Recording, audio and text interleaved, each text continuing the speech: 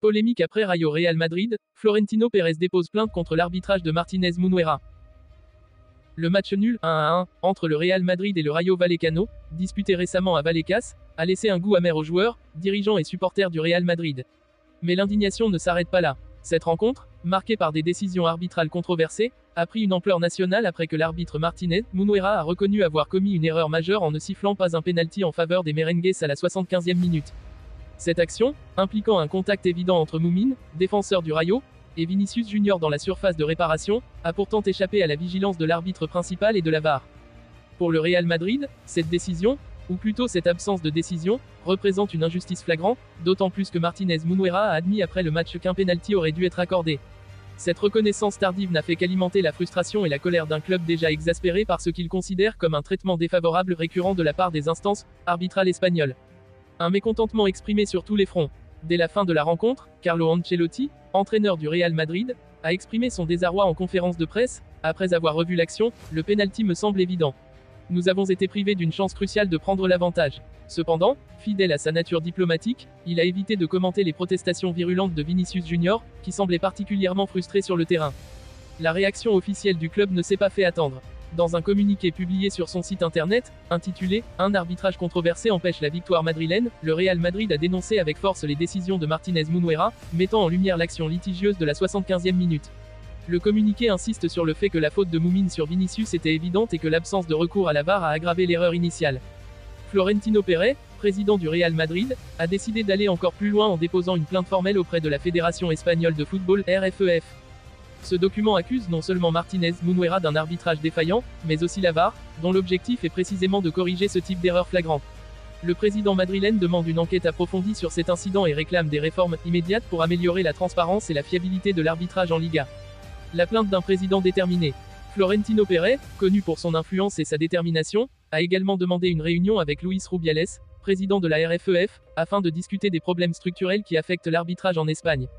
Selon des sources proches du club, Pérez aurait exigé une refonte des protocoles d'utilisation de la VAR, une formation renforcée pour les arbitres et une transparence accrue dans le processus de prise de décision. Ces erreurs récurrentes nuisent gravement à l'équité de notre championnat et mettent en péril la crédibilité de la Liga, aurait-il déclaré. La télévision officielle du Real Madrid a également joué un rôle clé dans cette contestation.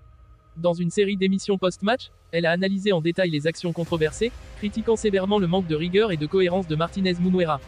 Ce dernier, déjà sous le feu des critiques lors de précédents affrontements impliquant le Real Madrid, est accusé par les médias du club de partialité. Une erreur révélatrice des limites de l'arbitrage en Liga. Cette affaire ne se limite pas à un simple incident isolé. Elle soulève des questions plus larges sur l'arbitrage en Espagne et l'utilisation de la VAR. Pourquoi un outil censé corriger les erreurs humaines a-t-il échoué à signaler une action aussi évidente? Ce problème, régulièrement mis en lumière par les clubs et les observateurs, reflète un défaut structurel dans l'arbitrage espagnol, une subjectivité persistante dans l'interprétation des images vidéo, qui mène à des décisions incohérentes. Pour les supporters du Real Madrid, cet épisode n'est qu'un exemple parmi d'autres de ce qu'ils perçoivent comme un désavantage systématique. La méfiance envers les instances arbitrales espagnoles grandit, alimentée par des erreurs répétées et un manque de transparence. Des répercussions lourdes pour le Real Madrid. Sur le plan sportif, cette erreur pourrait avoir des conséquences importantes. Dans une saison où chaque point compte dans la lutte pour le titre, ce nul à Vallecas pourrait peser lourd pour le Real Madrid. Ancelotti devra rapidement trouver les mots pour maintenir la concentration et la motivation de son équipe, malgré ce sentiment d'injustice. Cependant, l'impact va bien au-delà du terrain. Pour Florentino Pérez et le Real Madrid, cette affaire est l'occasion de réclamer des réformes profondes dans le système arbitral espagnol.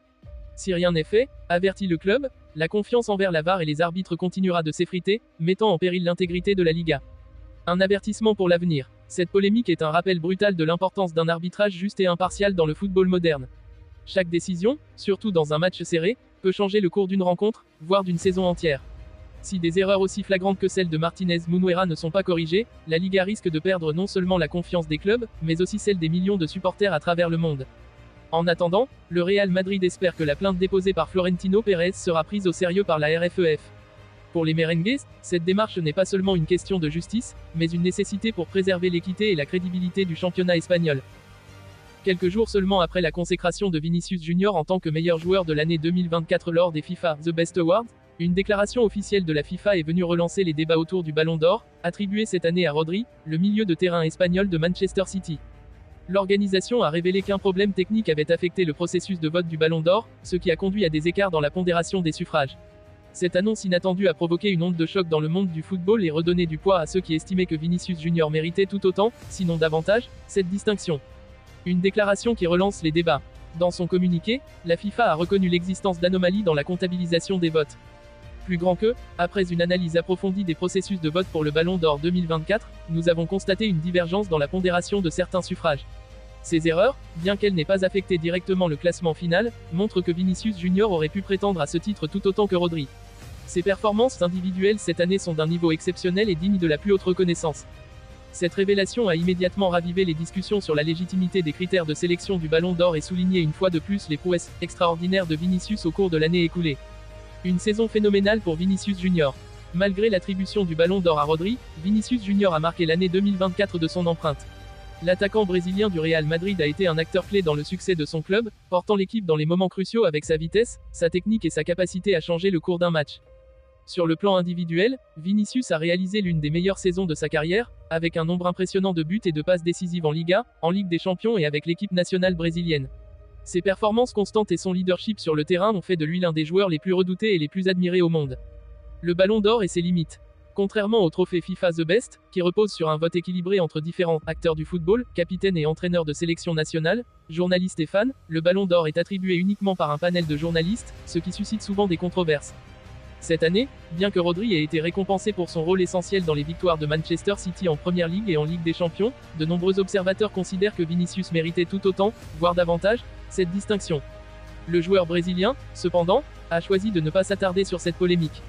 Lors de la remise de son trophée The Best, il a déclaré « Plus grand que, le Ballon d'Or est derrière moi. Je n'y pense plus. Ce trophée The Best est beaucoup plus important pour moi, car il représente la reconnaissance de l'ensemble du monde du football, joueurs, entraîneurs, journalistes et supporters.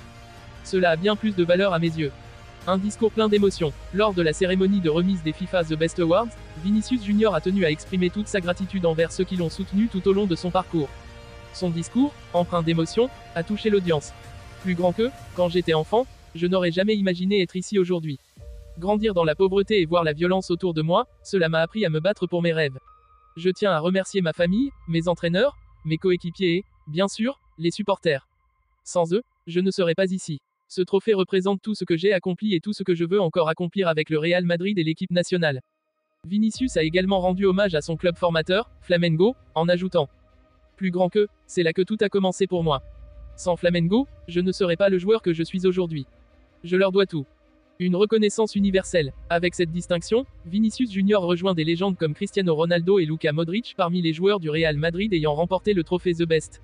Ce sacre confirme son statut de leader incontesté d'une équipe madrilène en pleine évolution, mais toujours compétitive. Carlo Ancelotti, élu meilleur entraîneur de l'année, n'a pas manqué de saluer le rôle crucial de son joueur vedette. Plus grand que, Vinicius est un joueur exceptionnel, capable de faire la différence à tout moment. Son travail acharné et sa mentalité font de lui un exemple pour l'équipe. Ce n'est que le début pour lui. Le processus de vote de The Best, un modèle à suivre. La victoire de Vinicius Junior au FIFA The Best Awards a également relancé les discussions sur la transparence et l'équité du système de vote. Contrairement au Ballon d'Or, The Best repose sur une répartition équitable des votes entre les capitaines, les sélectionneurs, les journalistes et les fans, chacun représentant 25% du total. Ce modèle semble avoir renforcé la légitimité de la distinction, et de nombreux observateurs appellent à ce que des changements similaires soient apportés au processus de vote du Ballon d'Or. Un avenir prometteur pour Vinicius Junior. À seulement 24 ans, Vinicius Junior semble destiné à régner sur le football mondial pendant de nombreuses années. Son talent, sa détermination et sa capacité à inspirer les autres en font l'un des joueurs les plus emblématiques de sa génération. Les supporters du Real Madrid peuvent se réjouir, avec un joueur de cette envergure, épaulé par des coéquipiers comme Jude Bellingham, Rodrigo et Kylian Mbappé, le club semble prêt à conquérir de nouveaux sommets, tant en Liga qu'en Ligue des Champions. Pour Vinicius, l'objectif est clair, continuer à écrire l'histoire, non seulement avec le Real Madrid, mais aussi avec la Seleção brésilienne, tout en inspirant des millions de jeunes à travers le monde. En remportant The Best et en voyant son travail reconnu par la FIFA, Vinicius Junior ne fait que commencer à construire son héritage.